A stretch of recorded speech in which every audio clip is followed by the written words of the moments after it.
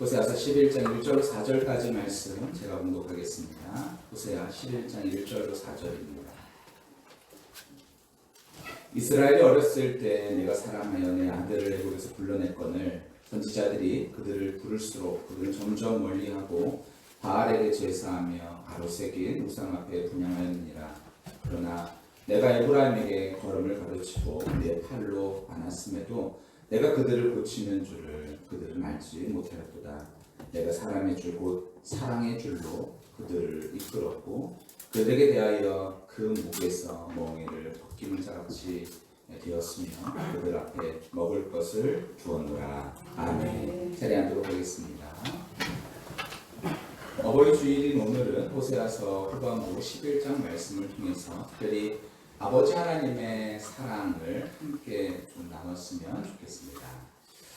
자녀를 향한 아버지의 사랑은 어머니의 사랑과는 조금 차이가 있는 것 같습니다. 아버지의 마음을 어떻게 표현하면 좋을까 생각하다가 오래전 한 영상이 생각이 났습니다. 여러분 이 영상을 같이 한번 보시겠습니까?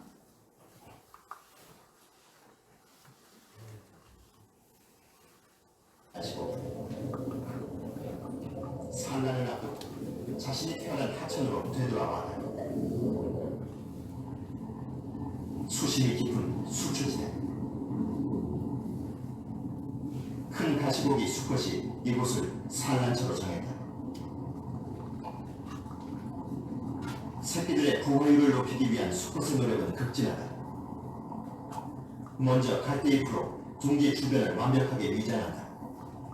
알 냄새가 주변에 번져나가지 않도록 위장막을 치는 것이다. 수컷은 자신의 머리만한 돌을 물어나르는 수고도 마다하지 않는다. 둥지를 완전히 위장한 후 큰 가시고기는 부치질을 시작한다. 둥지 안으로 신선한 공기를 공급하기 위해서다. 지극정성으로 알을 돌보는 수컷. 알들에게 골고루 세모를 쏘이고 나면 다시 둥지 안으로 알을 밀어넣는다. 큰 가시고기 수컷이 알을 돌보는 일은 종족 보존의 본능 그 이상이다. 부화를 기다리는 알들, 산란한 시차에 따라 성장 속도가 제각각이다. 산란 8일째, 드디어 부화가 시작된다. 일단 부화가 시작되면 아비는 더욱 바빠진다. 알이 부화하는 순간에 가장 많은 산소를 공급해야 하기 때문이다. 부화 3일째, 깨어난 새끼들이 둥지 사이로 헤엄쳐 다닌다. 그 와중에도 아비는 둥지를 흘고 쉴 틈 없이 부치질을 한다. 둥지 안쪽에는 아직 깨어나지 못한 알들이 있다. 먼저 깨어난 새끼들을 돌보며 끊임없이 부치질을 하는 수컷. 지느러미도 점점 힘이 빠진다. 새끼를 모두 탄생시킨 지 5일째, 아비가 힘없이 가라앉는다. 둥지를 짓기 시작하면서부터 새끼를 모두 키워내기까지 지난 보름 동안 녀석은 아무것도 먹지 않았다.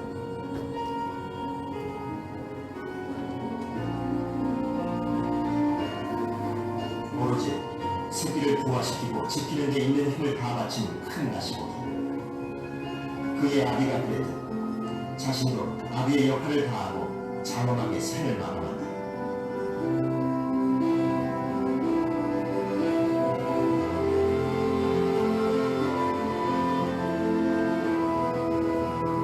다음날 새끼들이 아비의 죽음 주위로 모여든다.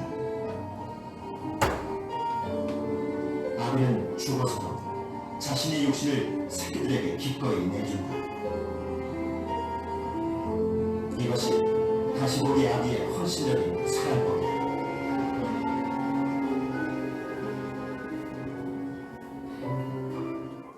네, 여기까지 한번 보도록 하겠습니다.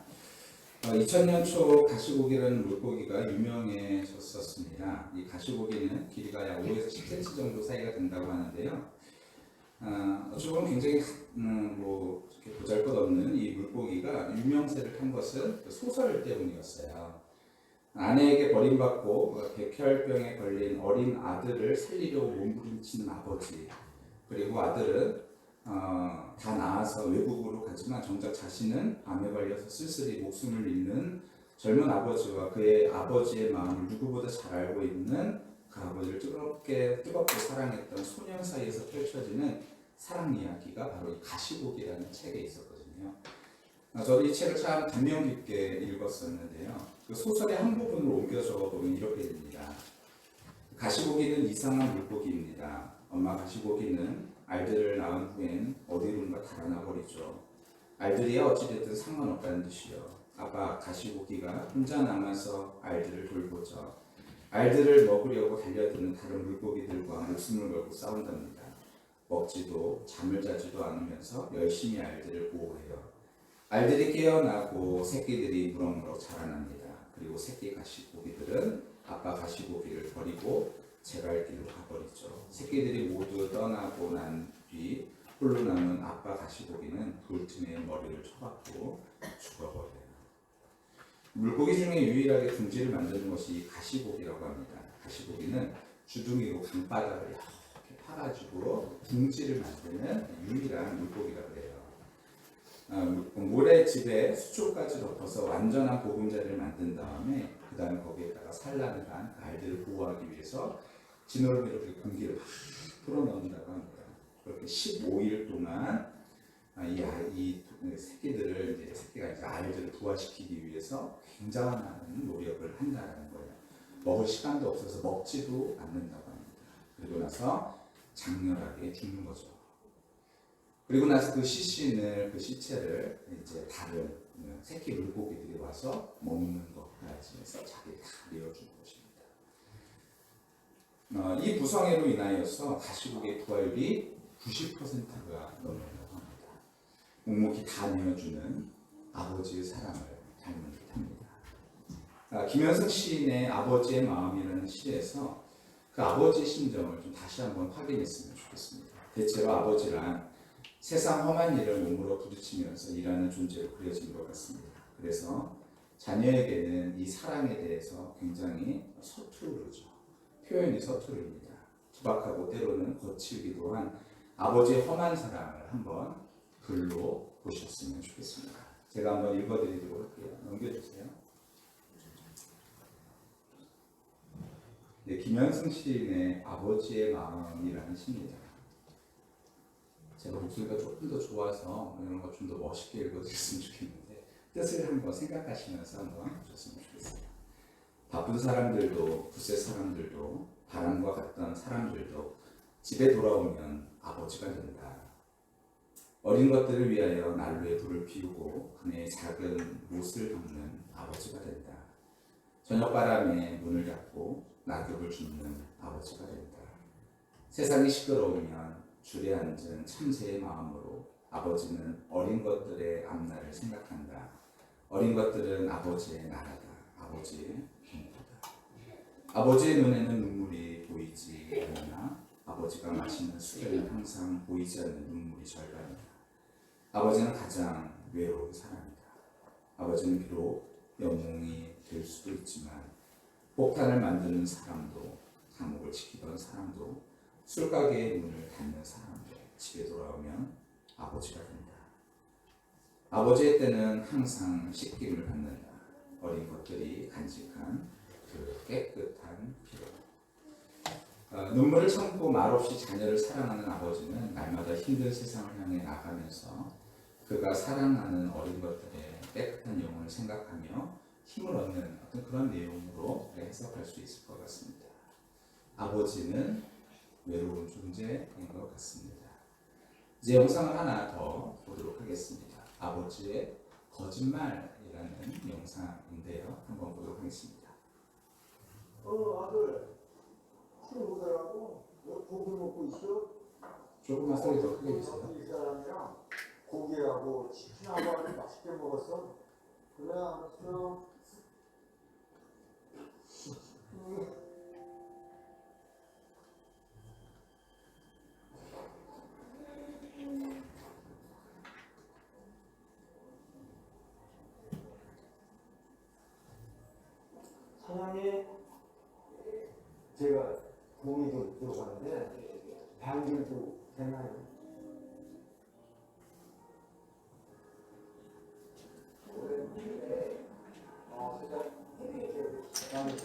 예.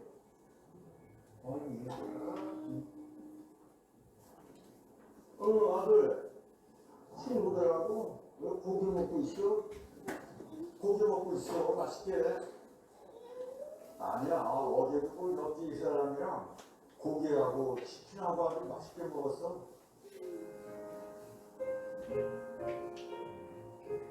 고기 먹고 치킨도 먹고 많이 먹었어. 몸이야 뭐 괜찮지? 내가 문제 밥 거르는 거 봤어. 먹을 거 다 챙겨 먹지. 다음 추석엔 꼭 와.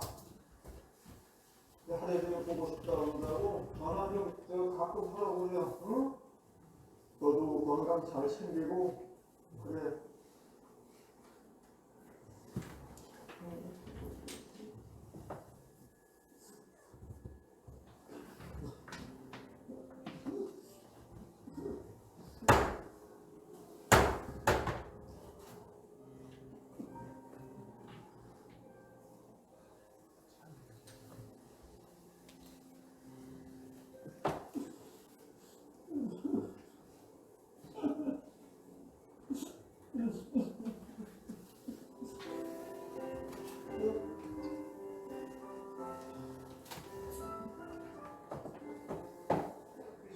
아이고. 예, 고맙습니다. 잘 먹겠습니다.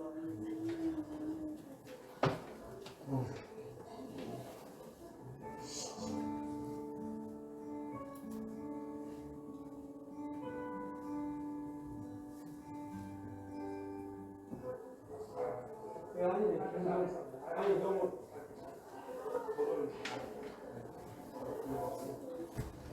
아이고 이거 너무 소세져.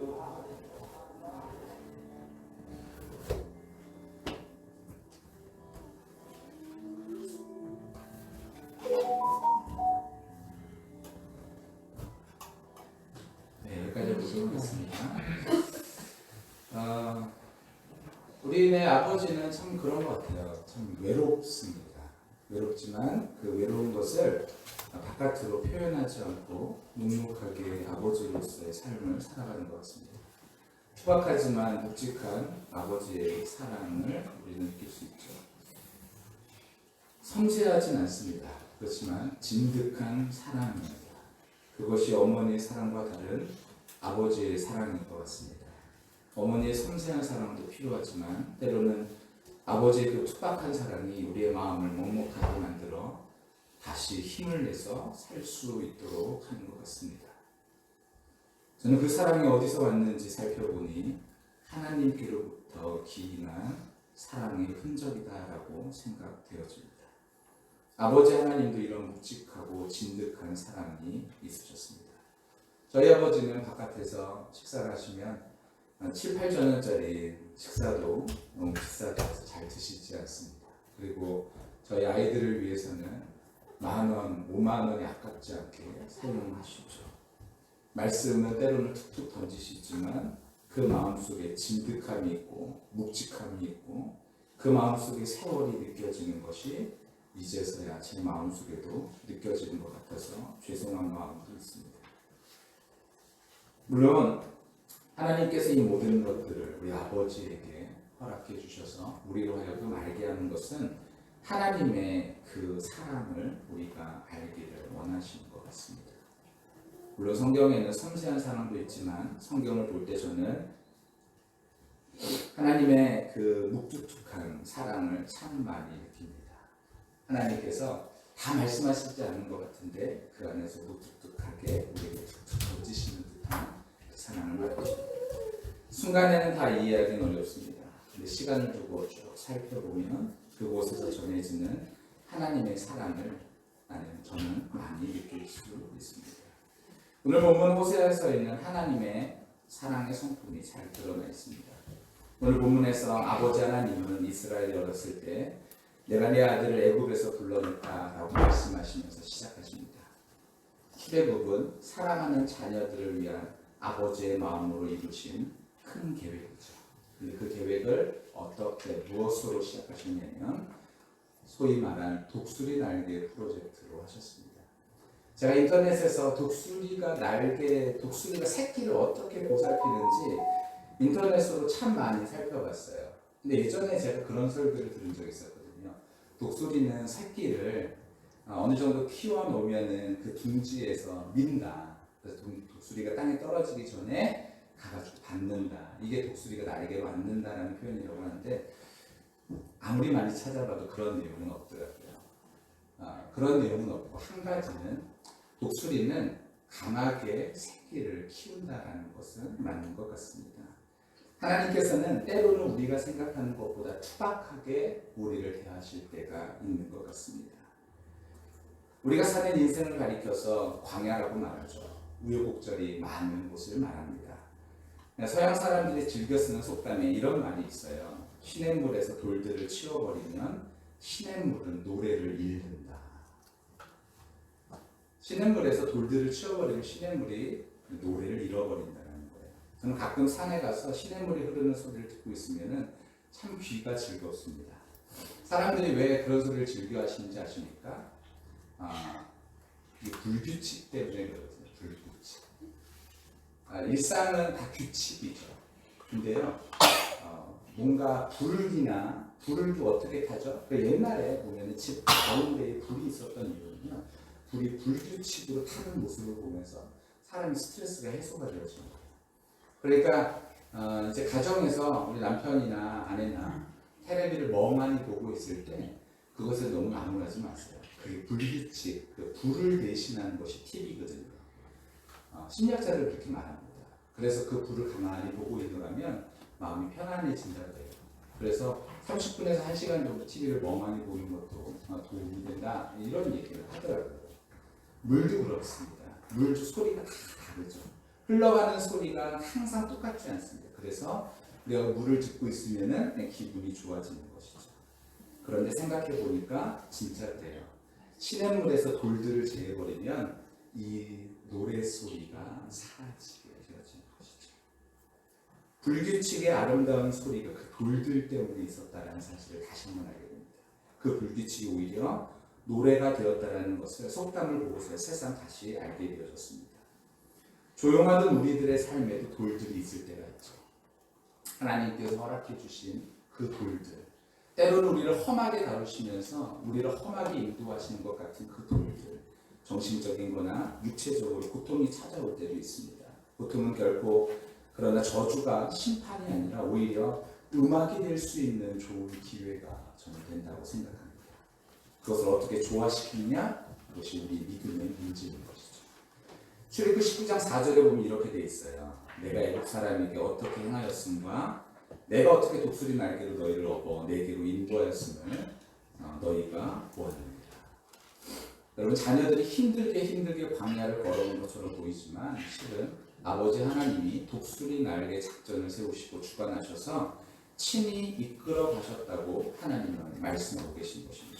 힘있고 계획적인 하나님의 사랑인 것이죠.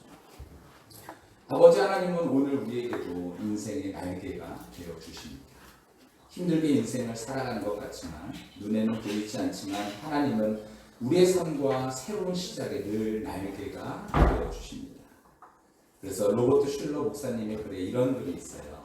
절벽 가까이로 나를 부르셔서 다가갔습니다. 절벽 끝에 더 가까이 오라 하셔서 더 가까이 갔습니다. 그랬더니 절벽에 겨우 발을 붙이고 서 있는 나를 절벽 아래로 밀어버리는 것이었습니다. 물론 나는 그 절벽 아래로 떨어졌습니다. 그런데 나는 그때까지 내가 날 수 있다는 것을 몰랐습니다. 아버지 하나님은 때로는 우리를 이런 방법으로 이끄십니다. 그러나 그때가 가장 아름다운 노래를 부를 수 있는 때이며 우리를 안아올리시는 하나님의 사랑을 느낄 수 있는 시간의 때라는 것을 우리는 그때서야 비로소 깨닫게 되어지는 것이죠. 때로는 우리 아버지의, 우리 어머니의 사랑이 투박해서 우리의 마음속에 그 사랑이 다 느껴지지 않고 그 마음이 다 느껴지지 않아서 원망하고자 하는 그런 마음이 우리 마음속에도 들 때도 있습니다. 때로는 하나님께서 우리를 왜 이런 곳으로 인도하시지라는 생각이 들 때도 있는 것이죠. 그러나 그때가 비로소 우리 인생의 노래가 만들어지는 귀한 시간이라는 사실을 여러분 깨달으시고 우리가 알고 그것으로 인하여 인하여서 힘을 얻을 수 있는 저와 우리 모두가 다 되시기를 예수님의 이름으로 간절히 축원합니다. 그래서 이사야서 40장 31절에 보면 이렇게 되어 있어요. 이사야서 40장 31절인데요. 함께 읽어볼까요? 시작. 오직 여호와를 앙망하는 자는 새 힘을 얻으니 독수리가 날개치며 올라감 같을 것이요. 여러분, 독수리가 날개치며 올라감 같은 힘을 얻기를 원하십니까? 여호와를 앙망하시기를 축원합니다. 여호와를 존경하고 마음을 가까이 두면서 여호와를 더욱더 기대하는 그런 마음이 있을 때 우리의 삶 속에 마치 독수리가 날개치며 올라가는 듯한 힘을 다시 한번 얻게 되어질 것이라는 거예요. 우리의 삶 속에 큰 돌을 만나셨습니까? 그 돌 앞에서 망설이지 마시고, 우리의 부모님이 우리의 삶에 때로는 돌이 될 수도 있고, 그리고 하나님께서 우리에게 허락하신 돌들이 우리 삶 속에 있을 수도 있지만, 그때의 영을 앙망함으로 다시 한번 우리의 인생의 새 노래를 부르기를 원하시는 하나님의 뜻이 우리 성도님들 삶 속에서 이루어지게 되시기를 예수님의 이름으로 간절히 축원합니다. 아버지 하나님의 또 다른 구원의 프로젝트의 명은 거듭마 프로젝트였습니다. 거듭마 프로젝트. 호세아서 11장 3절 말씀 같이 한번 읽어보겠습니다. 함께 읽습니다. 시작. 그러나 내가 에브라임에게 벌을 가르치고 내 팔로 안았음에도 내가 그들을 고치는 줄을 그들은 알지 못하였도다. 아버지 하나님의 또 다른 사랑의 표현은 걸음을 가르치신 것입니다. 아이가 태어나 걸음을 가르칠 때가 되면 우리가 어떻게 가르치었습니까? 아이가 처음 걸음마를 배울 때 자녀를 둔 집이라면 어디서나 벌어지는 장면이 저희 집에서도 벌어졌었습니다. 지금도 가끔 가다가 아이들과 함께 그때 그 영상을 다시 한번 보면은 아이들이 내가 저랬었냐 그러면서 막 웃더라고요. 절대로 그러지 않았을 것 같이 생각하면서 막 웃는 거예요. 영상 중에 하나는요, 저희 시원이가요, 서가지고 이렇게 걸음마를 이제 몇 걸음 할 수 있을 때의 영상인데, 이 녀석이 걸음마를 할 때 이렇게 서 있다가 서서 그대로 힘을 준 거예요. 얼굴 표정에 힘주는 장면이 딱 나타났어요. 그게 옆으로 입이 벌어지면서 힘을 주다가, 그러다가 이 녀석이 뒤로 한 걸음 뒤로 물러섰는데 의자에 그대로 앉아버린 것입니다. 저희가 안 돼! 라고 소리지는 그 목소리까지 그 영상이 다 담겨 있어요. 근데 거기 딱 앉아서 시원이가 해맑게 웃는 장면이 영상에 그대로 남아 있습니다. 우리는 걸음마를 하면서 어떻게 아이를 가르치던가요? 잘하네, 해봐, 이렇습니까? 아니잖아요.